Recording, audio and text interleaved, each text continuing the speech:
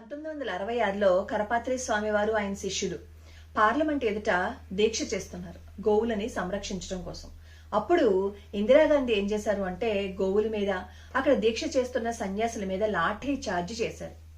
రికార్డుల ప్రకారం 11 మంది మాత్రమే ప్రాణాలు వదిలేశారు అని చెప్తారు. కానీ కొన్ని వందల ప్రాణాలు పోయాయని చెప్పి అనధికారికంగా చెప్తారు. అప్పుడు కరపత్రి స్వామి వారు చెప్తారు ఈ ఇందిరాగాంధీకి, నువ్వు ఏదైతే మాకు చేశావో అది నీకు మళ్ళీ తిరిగి వస్తుంది, కర్మ వెంటాడుతుంది అని అన్నట్టుగానే గోకులాష్టమి రోజే, గోపాష్టమి రోజే ఇందిరాగాంధీ ప్రాణాలు ఆవిడని రక్షిస్తున్న ఆ గార్డులే తీసేశారు.